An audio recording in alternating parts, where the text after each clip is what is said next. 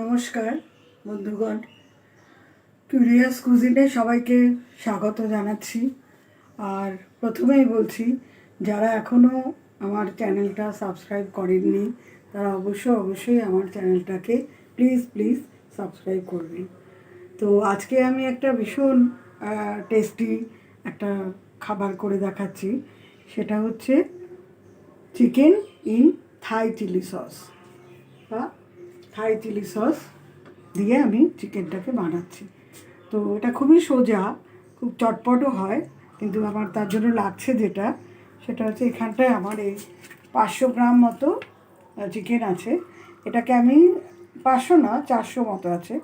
এটাকে আমি ম্যারিনেট করে রেখেছিলাম রসুন কিছুটা, মানে 1 চামচ মতো রসুন, কিছুটা ভিনিগার আর নুন, গোলমরিচ, আর একটুখানি এর মধ্যে আমি একটা শেজওয়ান ফ্রাইড রাইসের মশলা আমার একটুখানি ছিল, ওইটা আমি দিয়ে এটাকে ম্যারিনেট করে রেখেছি 3-4 ঘন্টা। আর তার সাথে আমার লাগছে হচ্ছে, এইটা হচ্ছে আমার মেইন সসটা, এইটা হচ্ছে আমার মেইন যে সসটা থাই চিলি সস এটা।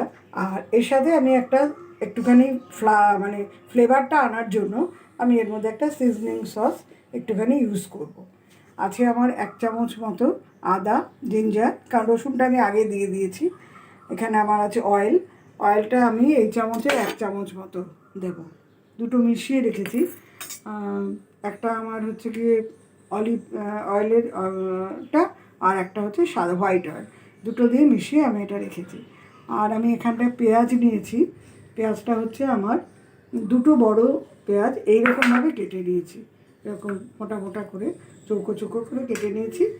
আর এটা আমার আছে হচ্ছে একটা ইয়েলো ক্যাপসিকাম, বেল পেপার, এটা অপশনাল, এটা দিলেও হয় না দিলেও, আমার ছিল তাই জন্য আমি এটা ইউজ করে ফেলছি। আর আমি একটুখানি আছে আমার এটা আমার হচ্ছে একটুখানি আমার একটু ফ্লেভারের জন্য এটা আমি নিয়েছি লেমন গ্রাস আর হচ্ছে 3-4টে মতো কাঁচা লঙ্কা নিয়েছি।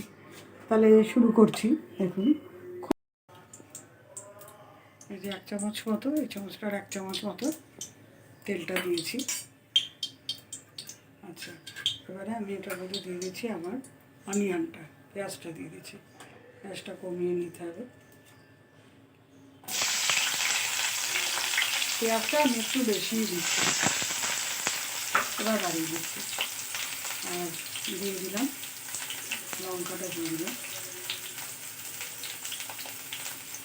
লঙ্কা, একটা লঙ্কা ভেঙে দিলাম। আর সেটা ঝালের ওপরে, আসলে বেশি ঝাল হলে আবার বাচ্চারা খেতে পারে না। আর এই যে পেঁয়াজটা সবসময় আমি বারবারই চাইনিজ রান্নার সময় বা সময় বলি যে আমার পেঁয়াজটা কিন্তু ট্রান্সপারেন্ট হবে, যে ভেঙে ভেঙে যাচ্ছে। এবারে আমি এই লেমন গ্রাসটা দিয়ে দিচ্ছি। আমার এই চাইনিজ ইয়েতে সবথেকে যেটা সুবিধা, আমার একটু জিনিসটা জোগাড় করতে হয়, আর তারপরে আমার খুবই মানে সময় কিন্তু বিশেষ কিছুই লাগে না। এবারে আমি এটা যে আমার জিঞ্জার পেস্ট যেটা ছিল 1 চামচের একটু কম, পরিমাণটা সবসময় আন্দাজ মতো দিতে হয়। আর হচ্ছে তাহলেই আমার একটা পেস্টটা এসে যায়। এবার আমি চিকেনটা দিয়ে দিচ্ছি।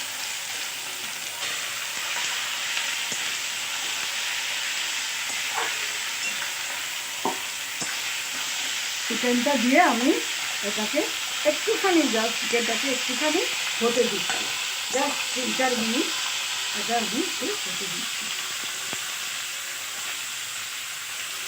ঢাকা দিয়ে।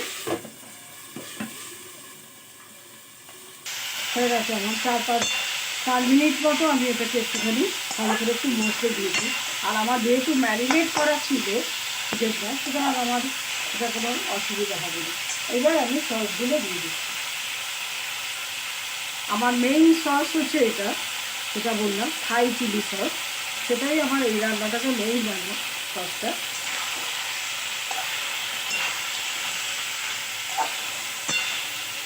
এটা আমি তখন আপনারা দেখতে পাচ্ছেন যে আমি এই বাটিটার 1 বাটির মতো এই সসটা দিলাম। আর এখানে কোনো মানে এটা একটু মিষ্টি, থাই চিলি সসটা একটু মিষ্টি টেস্টেরই হয়, তাই আপনার আর কোনো মিষ্টি দেওয়ার ব্যাপার নেই। আর এবার আমি এর সাথে একটুখানি নুন দিলাম। নুন আমার দেওয়া ছিল, নুনটা তো আমি ম্যারিনেট করার সময় দিয়েছিলাম, তাও অল্প একটু আন্দাজ মতো একটুখানি দিলাম যদি লাগে। আর তারপরে আমি কিন্তু লাস্টে কিন্তু আমি এই যে বেল পেপারটা দিচ্ছি। তার কারণ হচ্ছে যে বেল পেপারটা কিন্তু কোনো সময় যদি বেশি ওটা হয়ে যায় তাহলে কিন্তু মানে টেস্টটা বাজে হয়ে যায়। এইটা আমার একটুখানি এই যে বললাম যে একটু ফ্লেভারটা আনার জন্য একটা সিজনিং সস আমি রেখেছি, এটা আমি একটুখানি অল্প করে দিয়ে দিলাম। এটার মধ্যে কিন্তু একটু এই যে অয়েলি কিন্তু সসটা দেখুন, যার জন্য এটা কিন্তু অয়েলটা এর মধ্যে বেশি আমার দিতে হয় না। আমি এক চামচ করে দিয়েছি, দেখছি কেমন মানে কালারটা হয় সেই বুঝে আমি দেবো। বেশি সস তো এমনিও খাওয়া ভালো না, তো আমি দেখছি বেশ ভালোই আর কি কালারটা হয়েছে, সুন্দরই কালারটা আসছে আর কি। তাই আমি এটা একটুখানি দিলাম, যেটুকু ছিল তার মানে এই ছোটো বাটিটা একবারে দিলাম।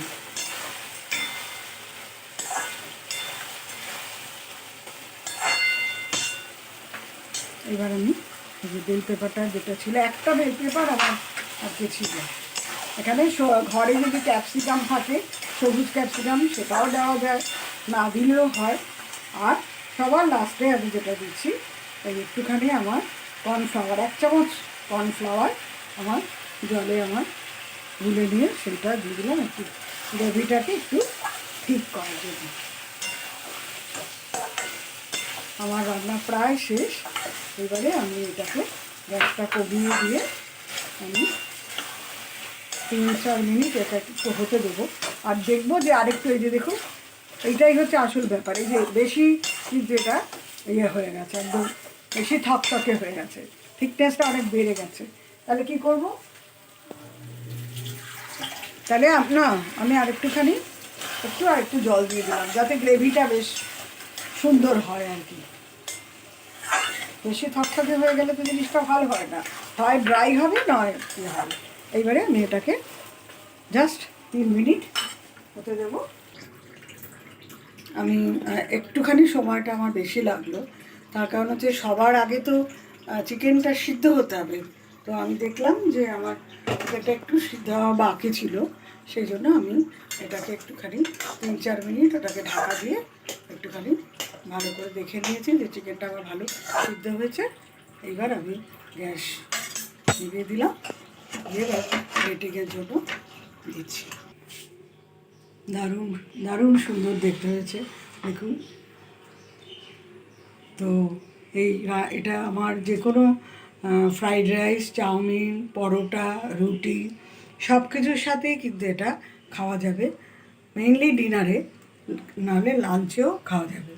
তো আপনাদের যদি ভিডিওটা ভালো লাগে অবশ্যই আপনারা এটা প্রচুর প্রচুর শেয়ার আর সাবস্ক্রাইব করবেন এবং আমাকে উৎসাহিত করবেন। Thank you.